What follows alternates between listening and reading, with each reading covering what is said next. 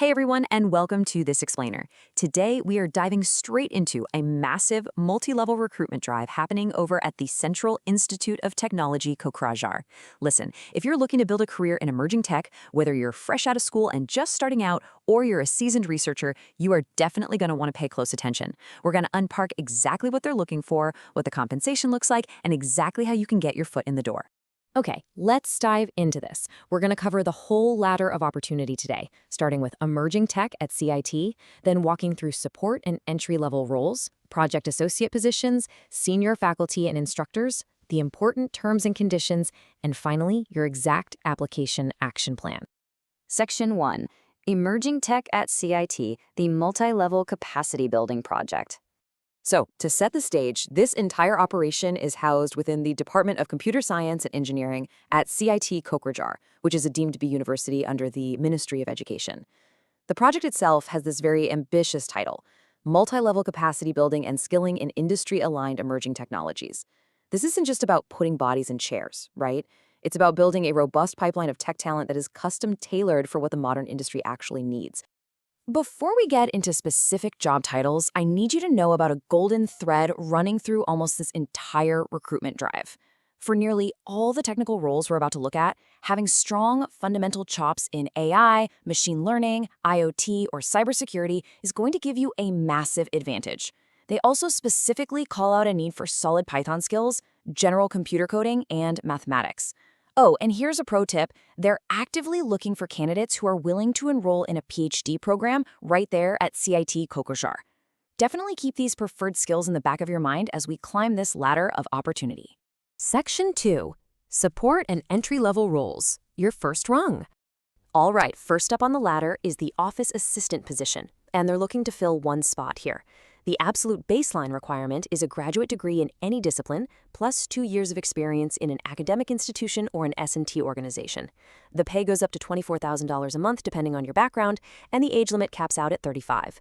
But here's how you actually stand out from the pack. If you happen to have a master's degree, killer communication skills, and real-world experience running MS Office and data analysis, you're exactly the type of candidate they want handling the administrative side of this massive tech project. Moving right along, we have the lab or project assistant. Again, just a single opening. This is where the technical requirements kick in. You're going to need a BE, BTech, MCA, or an MSc in fields like computer science, IT, or data science, plus 2 years of R&D experience. But there's a really valuable shortcut here. If you have an ME or MTech in CSE or IT, that higher degree completely substitutes for those 2 years of experience. The pay bumps up to $27,000 plus house rent allowance, with that same age limit of 35. Section 3. Project associate positions, the mid-level coordinators. Now, what's really interesting about this is the direct financial impact of clearing your national exams. For the project associate roles, there's a very clear 2-tier pay structure. If you're a scholar who is selected through national eligibility tests like CSIR, UGC-Net, or GATE, your starting pay is $37,000 plus HRA. If you haven't cleared those hurdles, well, the pay drops down to $30,000 plus HRA. It is a stark $7,000 monthly reminder of exactly how much value they place on those national-level qualifications. So here are the specifics for that Project Associate 1 role, which is also called the Training Coordinator. They're looking to fill 2 of these spots. The essential qualification is pretty straightforward, an ME or MTech in CSE or IT from a recognized university. Age limit is still 35. And hey, remember those preferred skills we talked about earlier? This is where they really start to count. Your expertise in Python, AI, and IoT, that's going to be the deciding factor between you and another candidate with the exact same master's degree. Section 4. Senior faculty and instructors. Leading the charge. Now we're getting to the heavy hitters. They're hiring for 2 levels of assistant faculty, and the contrast between them is literally night and day. Assistant faculty 1 requires a master's degree and 2 years of R&D experience, and that pays $50,000 plus HRA with 2 spots open. But take a look at assistant faculty 2, also known as senior project associate. For this one post, the requirement jumps to a full doctoral degree in engineering, a year of experience, and crucially, at least 2 research papers published in SCI or Scopus Index journals. Naturally, the pay jumps to $57,000 plus HRA. It really shows how published research and a PhD can instantly elevate your standing in this project. 67,000 rupees plus house rent allowance. Yeah, you heard that right.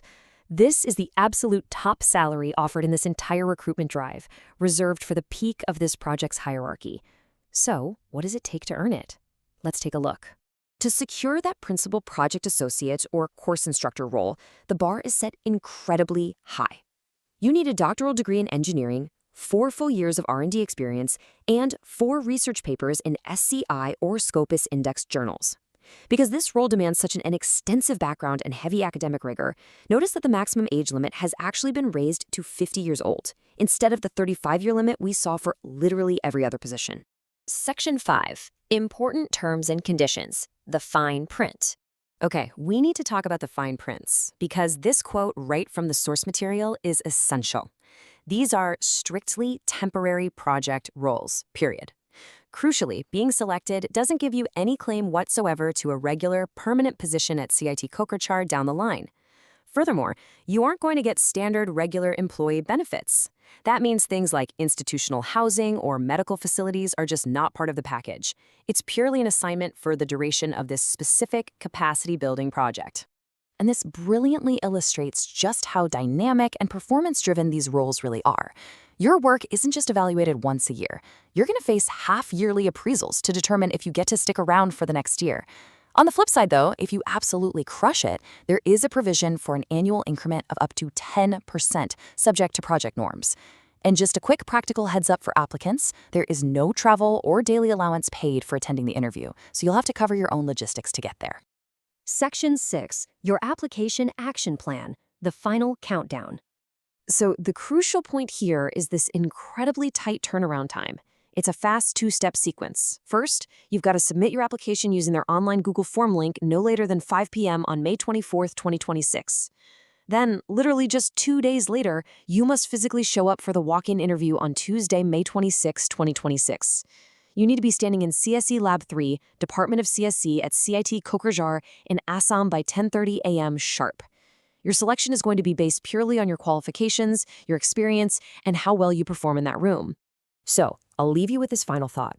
Are you ready to help build the future of emerging tech in Assam? If you've got those Python skills, the AI knowledge, and the drive to contribute to something this big, you have your roadmap.